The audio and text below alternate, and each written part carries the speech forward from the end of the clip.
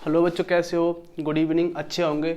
आओ बातें करते हैं विज्ञान के बारे में। मैं बहादुर सिंह चौधरी। तो बेटा, आपकी जो विज्ञान है वो बहुत इजी है। विज्ञान सबकी इजी होती है और आप इसको अच्छे तरीके से पढ़ेंगे। तो मैं आज आपको कुछ टॉपिक अध्याय के बारे में बात करना चाह रहा हूँ। तो मैं आज आपको धातु,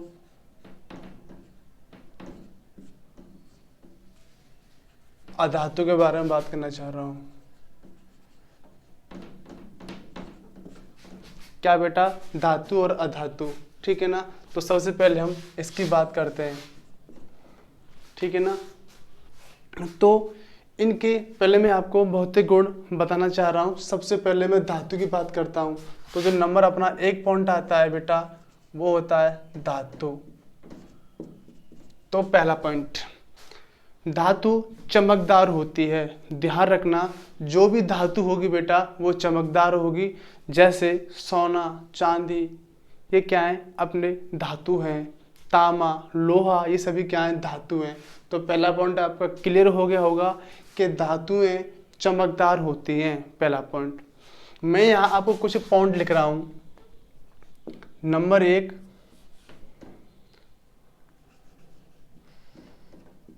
धातु चमकदार होती है।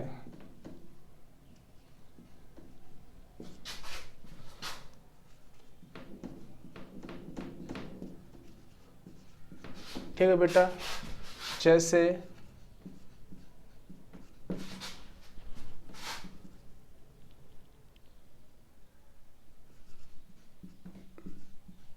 सोना, Au,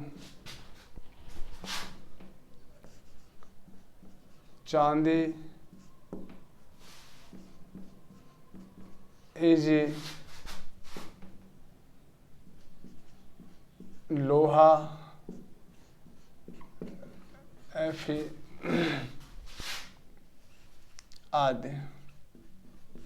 तो ठीक है बेटा, आप देखें सोना बहुत चमकदार होता है, चांदी भी चमकदार होती है और लोहा भी होता है। तो पहला पॉइंट है धातु चमकदार होती हैं। नंबर दूसरा,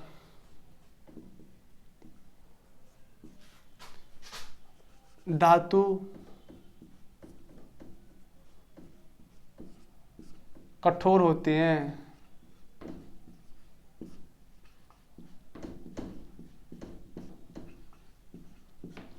धातु कठोर होती हैं। जैसे लोहा, कॉपर। कॉपर होता है Cu। ठीक है बेटा, धातु कैसी होती है? कठोर होती हैं। ध्यान रखना। नंबर 3 पॉइंट,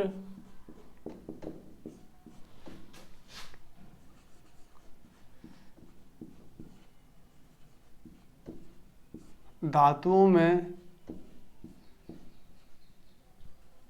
तन्यता, धातुओं में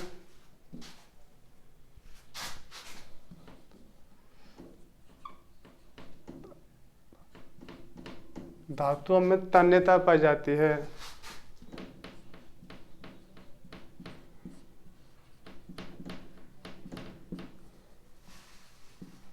अब यहाँ आपके सामने एक नया वर्ड आया बेटा, तन्यता। ये क्या होता है कि आप कह सकते हैं कि इनके तार खींचे जा सकते हैं। बहुत इसको तार खींचे जा सकते हैं। तो धातु में तन्यता पाई जाती है। जैसे एल्युमिनियम के तार हैं, कॉपर के तार हैं, तो इनके तार खींचे जा सकते हैं किसी भी आकार में ढाल के। तो उन्हें क्या कहते हैं? तन्यता कहते हैं। नंबर आपका अगला पॉइंट है बेटा,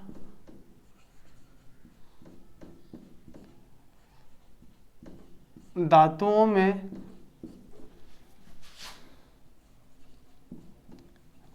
आघात वर्धनीयता।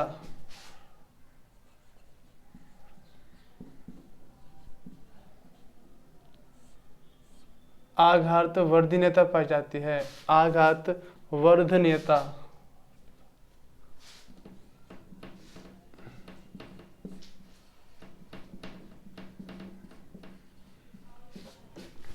तो ये क्या होता है बेटा, आघात वर्धनीयता। इसका मीन्स होता है कि वे धातुएं जिनको पीट पीट कर चादर के नुमा संरचना बनाई जा सकती है, वो सभी जो गुण होंगे धातु में होंगे, अधातु में नहीं होंगे।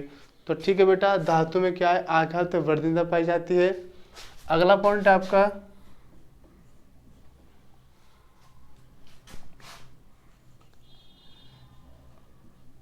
धातुएं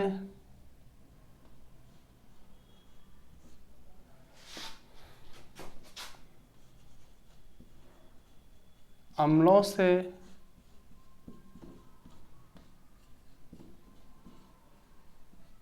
क्रिया करके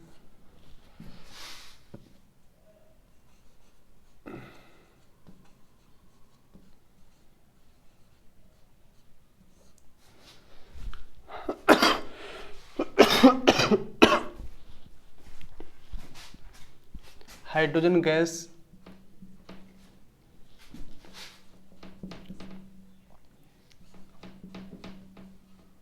बाहर निकालते हैं।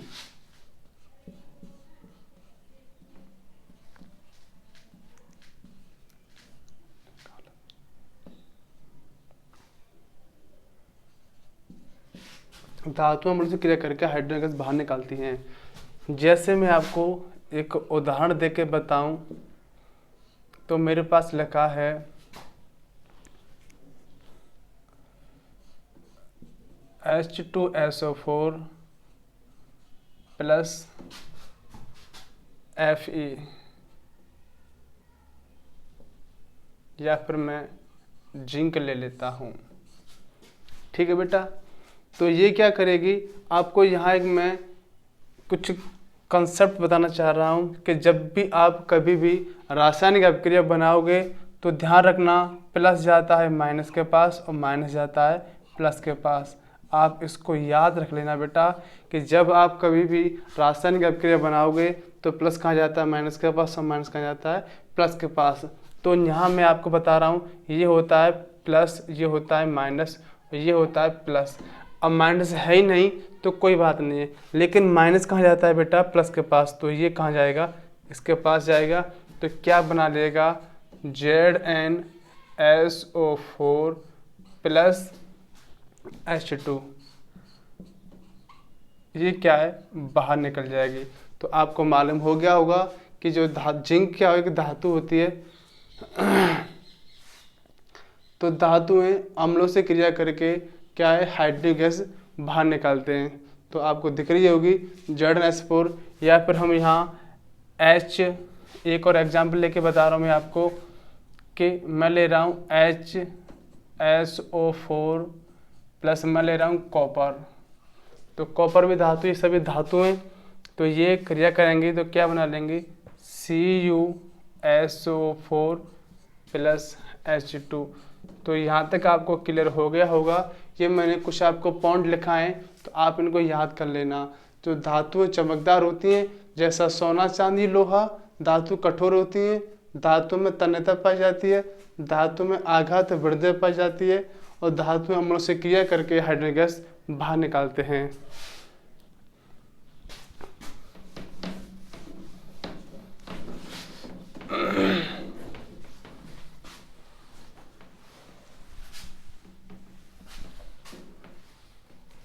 अगला पॉइंट है बेटा अपना 6वां पॉइंट है,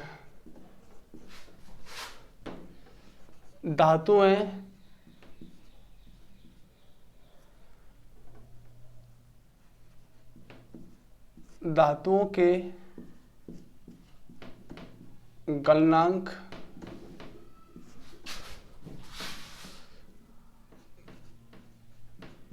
क्वथनांक उच्च होते हैं।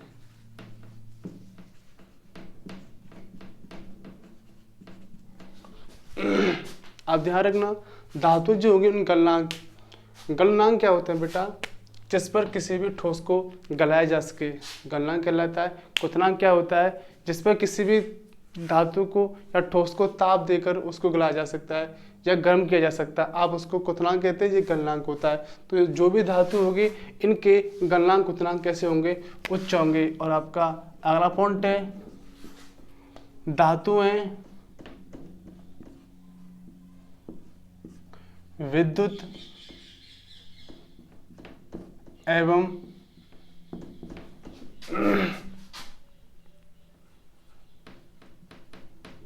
ऊष्मा की सुचालक होती हैं।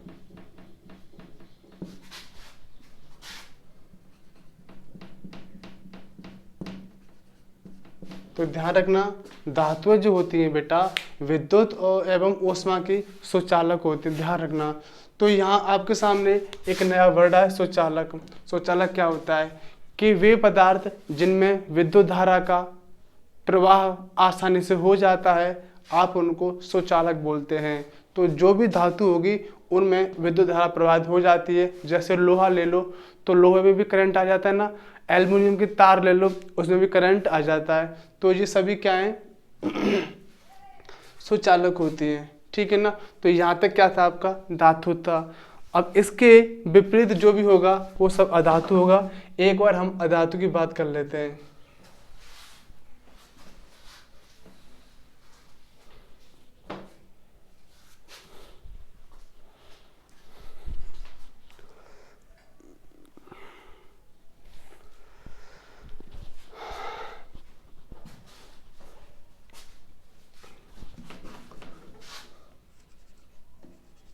अधातु की बात करते हैं बेटा।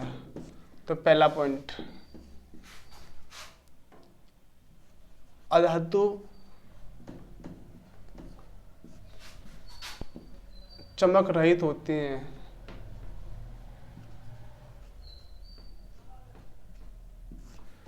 चमक रहित होती हैं,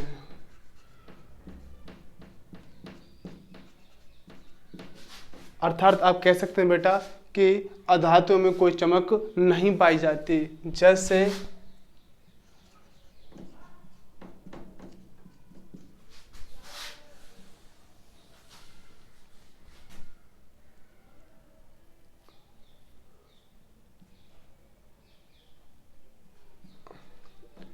लकड़ी, पत्थर,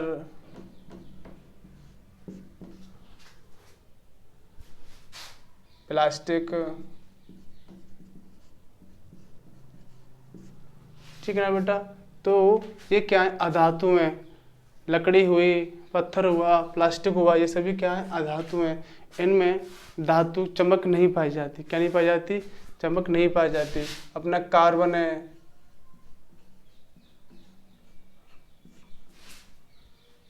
क्या है कार्बन, ये सभी क्या है अधातु हैं। नंबर 2,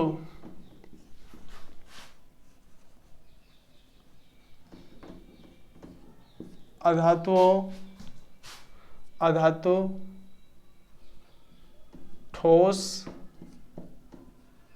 द्रव, गैस,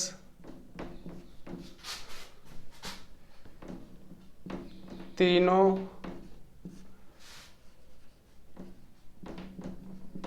अवस्थाओं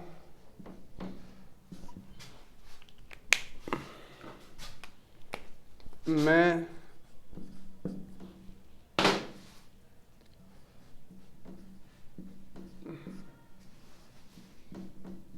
पाई जाते हैं। ध्यान रखना आप कि अधातु ठोस, द्रव, गैस तीन अवस्थाओं में पाई जाती हैं। जैसे मैं बोल के बताऊं, नंबर 1,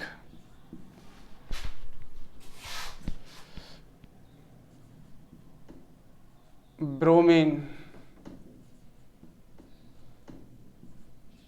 ब्रोमीन एक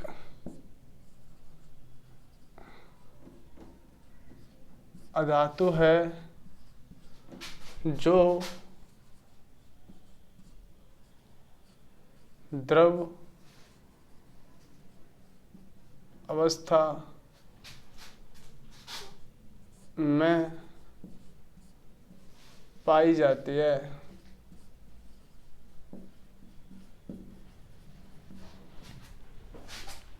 नंबर 2,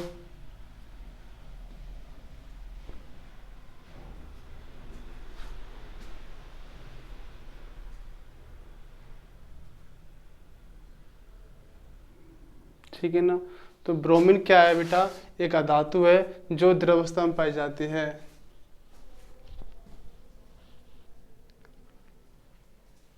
मैं बात करता हूँ आयोडीन।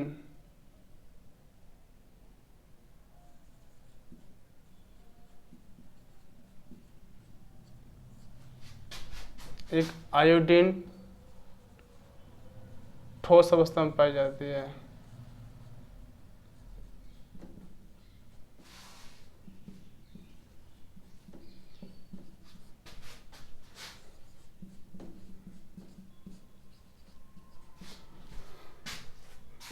नंबर 3 बात करता हूँ ऑक्सीजन।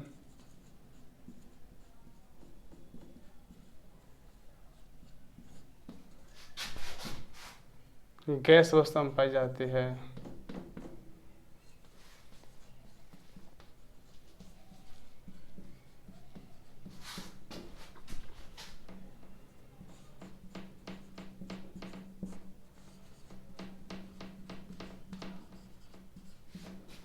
तो ध्यान रखना, ब्रोमीन द्रवस्था में, आयोडीन ठोस अवस्था में और ऑक्सीजन क्या बेटा, गैस अवस्था में पाई जाती है। ठीक है ना। तो ये सभी इसके एग्जाम्पल हैं।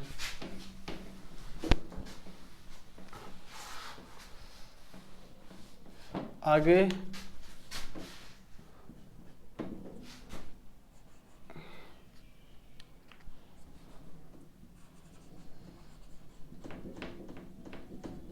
अधातु में तन्यता नहीं पाई जाती।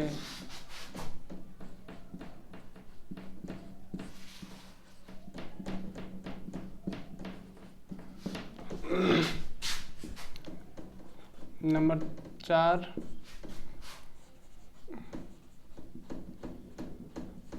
अधातु के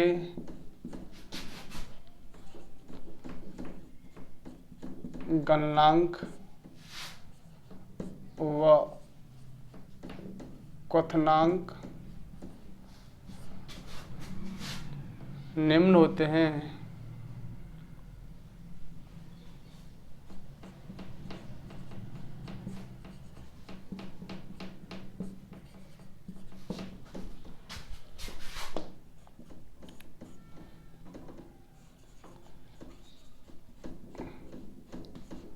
अधातु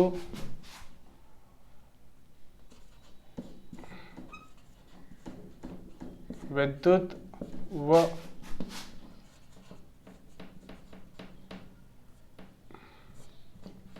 ऊष्मा के कुचालक होते हैं।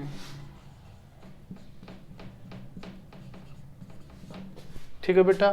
तो अधातु विद्युत ऊष्मा के कैसे होते हैं, कुचालक होते हैं। नोट।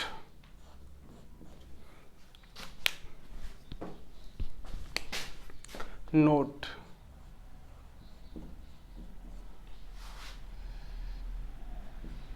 ग्रेफाइट, इसको याद कर लेना बेटा, बहुत इंपॉर्टेंट है, पेपर में कई बार आती है। ग्रेफाइट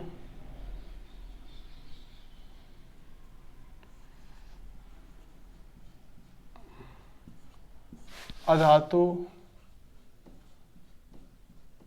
होते हुए भी, अधातु होते हुए भी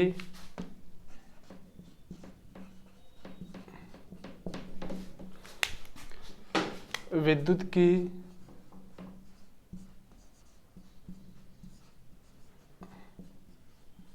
सुचालक होती है।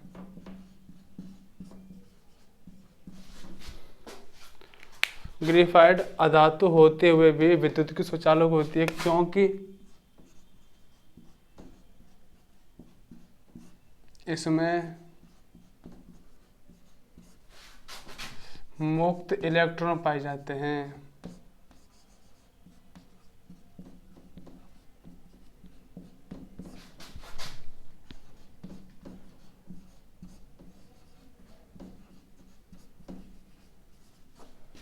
ठीक है बेटा, ध्यान रखना।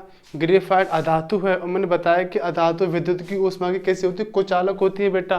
लेकिन ये एक अकेला ऐसा अधातु है जो कैसा होता है, विद्युत का सुचालक। आंसर क्या है, इसमें मुक्त इलेक्ट्रॉन पाए जाते हैं।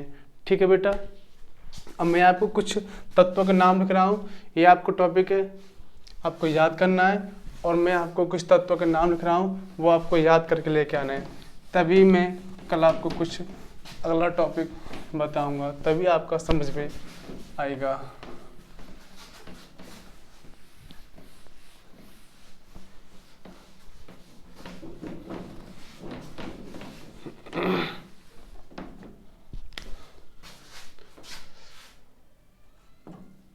H,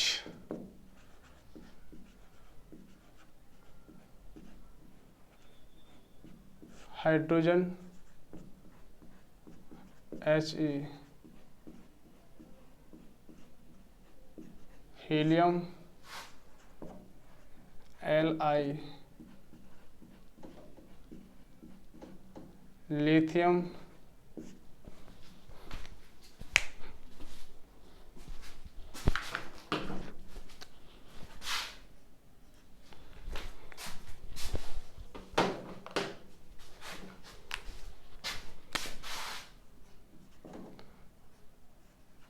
Be,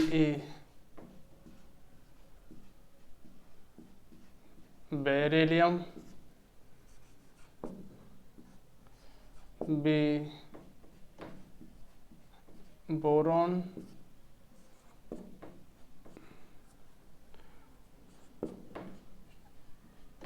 carbon,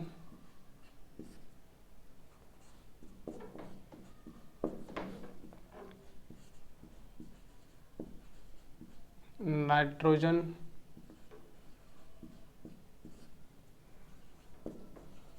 oxygen,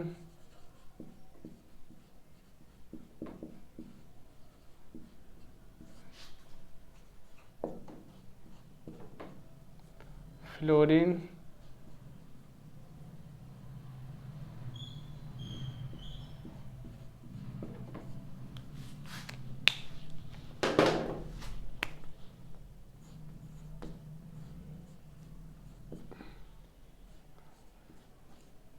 neon,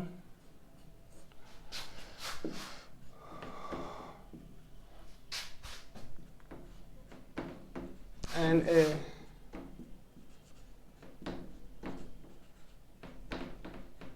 sodium, Mg, magnesium, Al, Al,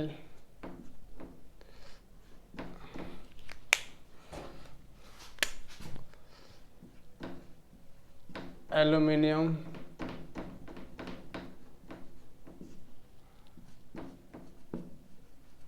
Si,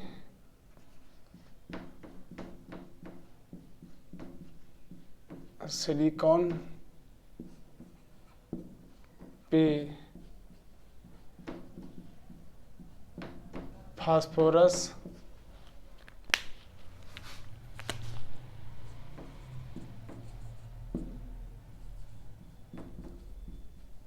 sulphur,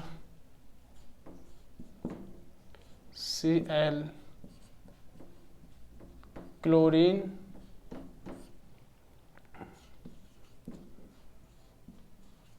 Ar, argon, K, potassium,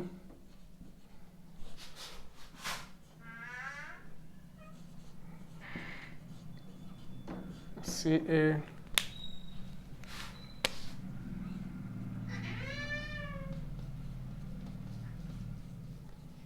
calcium.